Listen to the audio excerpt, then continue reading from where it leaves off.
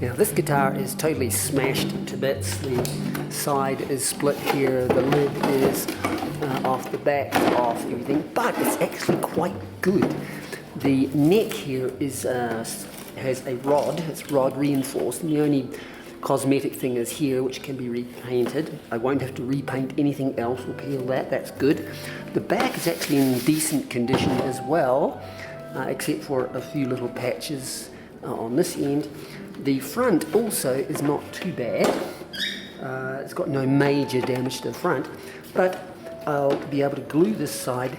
My strategy is take the back off, repair the sides, put some linings and strengthen the sides. Although this is a plywood side, so it doesn't need extra strengthening. It's already quite strong. I think someone probably got this and smashed someone over the head with it by the looks of it. So let's take the back off. Right, so I've got a very thin Japanese pull saw here, put it in the crack, and the back is still stuck to the foot of the neck here. And so if I keep that blade flush against the back with my hand, I can just skim it off that foot off the neck block.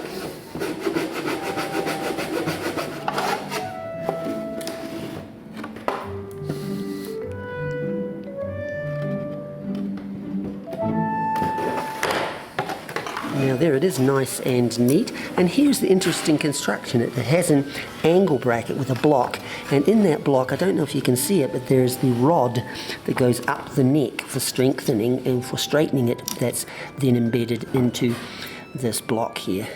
Interesting construction. I'll get a good amount of glue in there and spread it around with my knife, and then clamp it back in position there. Now while that one is drying, we'll just re-glue that lid back onto the side as closely as we can before reinforcing it with new linings. Now there are three things that I have done to glue the top onto the sides to get it to go back exactly as it was before. Now, obviously I'm going to clamp the sides down to the top here with these clamps here, but also I've got to align that so that the neck and body are straight. So on the tabletop you have the bridge and you have the nut at the other end. At the middle here it's going to be slightly off the table at the fretboard, so I put a little stick in there so that whole thing aligns up properly, and then put some bricks on top of that to weigh it down so that it is now straight.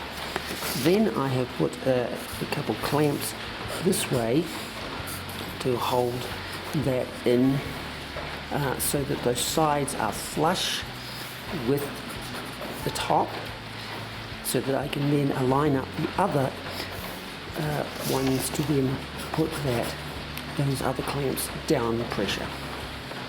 So there we have the little stick there that's holding the body up so that the neck and body is aligned in a straight line on top of the top and the brick, tabletop, and the bricks that are weighing it down here.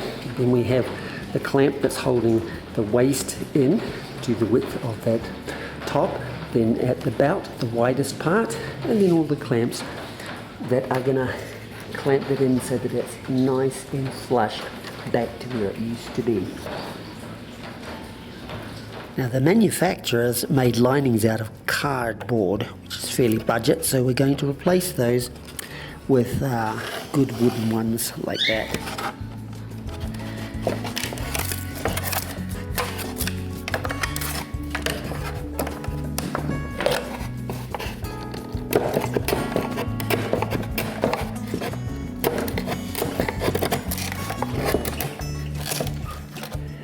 So there the linings are being clamped into the bottom, and we're just starting the ones on the top. And here we have a rib missing, and so on a support, so I've got one made and I'll glue that in there. The last thing I'm going to do before I put the lid or the back on is take my sanding stick, which is just a piece of ply, and I'm clamping it to an extension stick with a spacer there to make it level, so that when I put it on the body here, it's going to give me a flat sand, and I'm going to sand those linings down to the side so that the back will sit flush.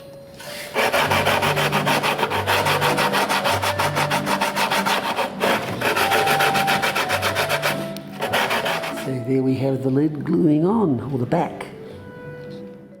Now while that's drying, I'll take the opportunity to just clean out that sliver and put in a piece of similar coloured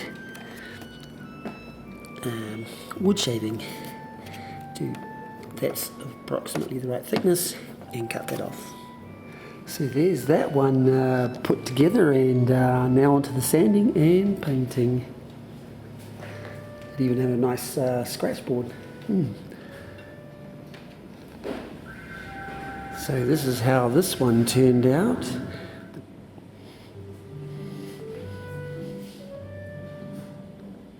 The major crack, those patches gone, and quite decent.